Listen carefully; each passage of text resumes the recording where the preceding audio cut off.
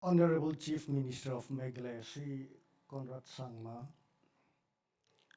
Ambassador Extraordinary and Plenipotentiary of Japan to India and Bhutan, His Excellency Ono Keiichi, Chairman of Board of Directors, SREI Infrastructure Finance, Mr. Hemant Kanoria,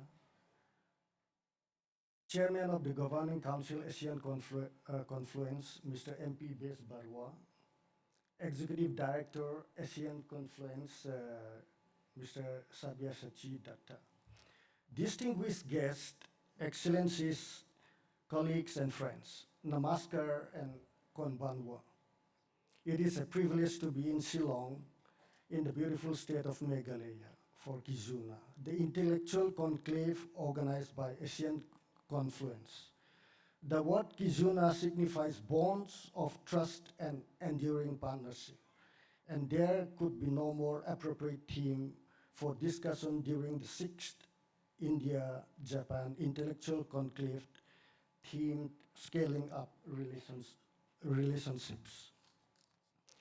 Guided by the vision articulated by Prime Minister Narendra Modi and former Prime Minister Shinzo Abe, the India-Japan relationship has evolved into a special strategic and global partnership, one that increasingly serves as a stabilizing and forward-looking pillar in the Indo-Pacific. At a time when the international system is marked by geopolitical churn, economic fragmentation, technological contestation, and renewed debates on development, this partnership stands out for its steadiness and strategic clarity. Over the past 2 decades, India and Japan have moved from cordial partners to indispensable strategic collaborators. What makes this partnership unique is that it is not driven merely by transactional interest. It is anchored in shared civilizational linkages, democratic ethos, commitment to the rule of law, and a common vision for a free, open, inclusive, and rule-based regional order.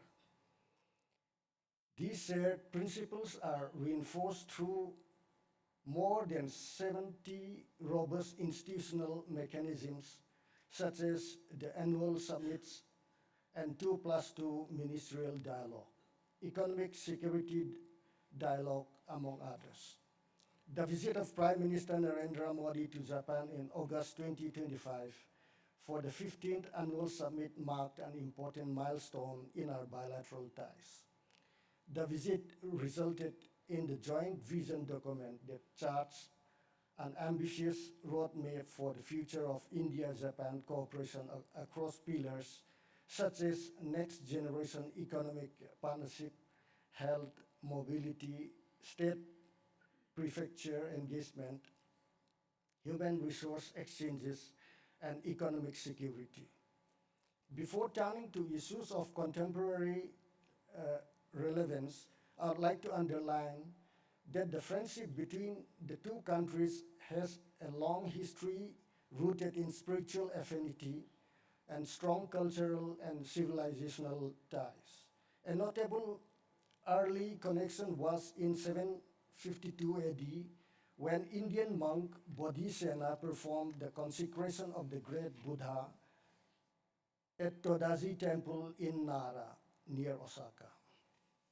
In contemporary times, figures like Swami Vivekananda, Rabindranath Tagore, J.R.D. Tata, Netaji Subhash Chandra Bose, Ras Bihari Bose, and Justice Radha Binod Pal strengthened popular imagination.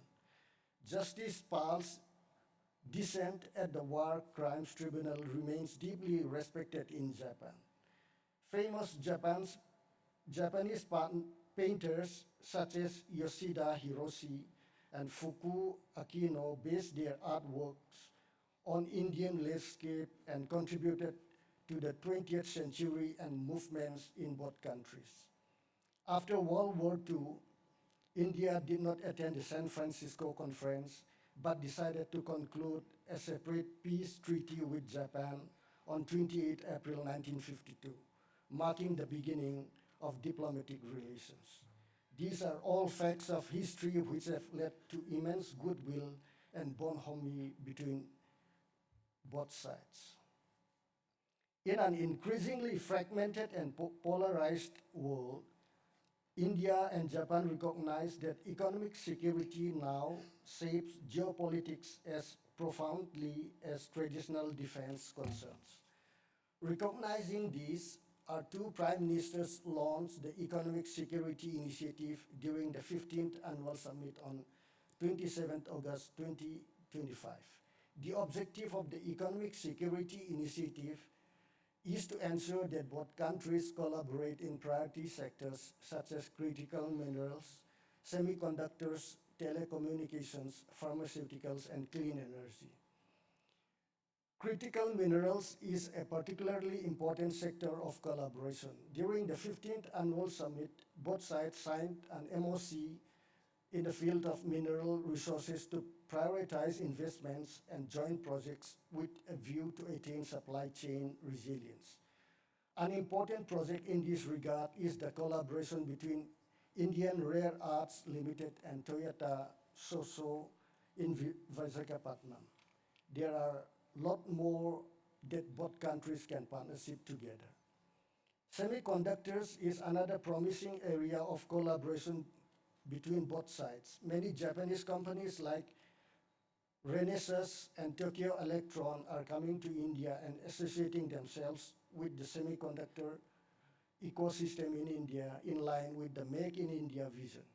The semiconductor and test facility in Jagi Road, Assam has the potential to become an important milestone in India-Japan semiconductor collaboration. The Northeast is uniquely positioned to contribute to this vision. Geographically and economically, it can anchor India's integration with Southeast Asia and the Bay of Bengal region. Economic relations have traditionally been a major pillar of our special strategic and global partnership. Japan is one of the top investors in India, and the presence of Japanese companies in India is significant. There are about 1,400 Japanese companies in India, and the number is growing. At the recent summit, both sides set an ambitious investment target of 10 trillion yen over the next 10 years in private investment, reflecting the scale of our economic ambition and shared confidence in India's growth story. Friends, I would like to highlight that Japan has also played an important role in India's development journey, be it Maruti Suzuki, which transformed mobility of Indians about 4 decades ago, and the introduction of metros starting with Delhi Metro at the turn of the century. Today, the high-speed rail project from Ahmedabad to Mumbai, which will be yet another milestone in our mobility partnership. Going forward, we believe that integrating small and medium enterprises, particularly into the Northeast, will be key, tapping on our complementary strengths. Friends, as supply chains and industrial ecosystems are digitized, data security becomes central to economic resilience. India's experience with population-scale digital public infrastructure, including digital identity, payments, and data governance frameworks, has demonstrated how interoperable and trusted digital systems can drive inclusive growth. Japanese expertise in submarine cable networks and trusted hardware systems complements India's digital innovation strengths. Together, we can work toward an open and secure digital corridor across Indo-Pacific, promoting human-centric and transparent digital standards. Ultimately, no ecosystem can thrive without human capital. Japan faces democratic pressures and labor shortages, while India's youthful workforce represents represents one of world's largest demographic dividends. Japan has targeted the right region, the northeast of India, for investment in opportune development cooperation with Japan.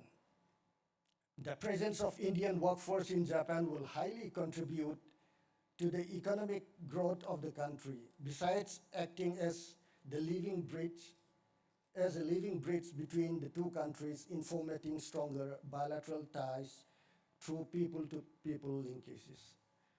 Expanding participation under programs such as the Specified Skilled Worker and Technical Intern Training Program framework and strengthening language and cultural training initiatives can help bridge this structural complementarity. We have a human resource exchange initiative in place that provides for a two-way exchange of 500,000 personnel in 5 years, including 50,000 skilled personnel and potential talents from India to Japan. The youth of Northeast India can particularly contribute to this initiative between both sides.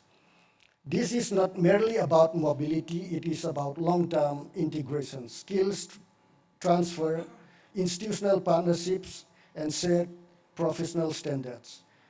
By deepening educational exchanges and workforce collaboration, we strengthen the societal foundations of our strategic partnership.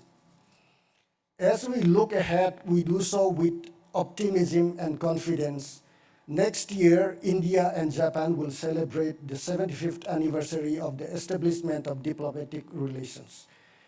This milestone offers us a valuable opportunity to reflect on our journey so far and to renew our commitment to an even stronger, more dynamic, and future-oriented partnership.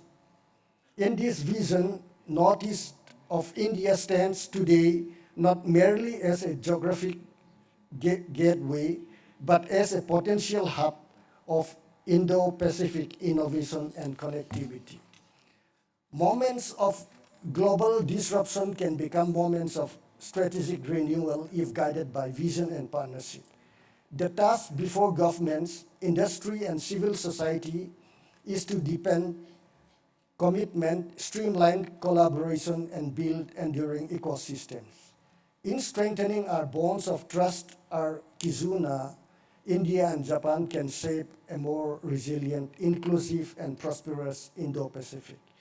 In conclusion, I wish the conclave every success in its endeavors of converging the visions of scaling up of partnership between India and Japan, a torchbearer in its endeavor and fostering deeper and broader engagement in the years to come. Thank you. Arigato gozaimasu.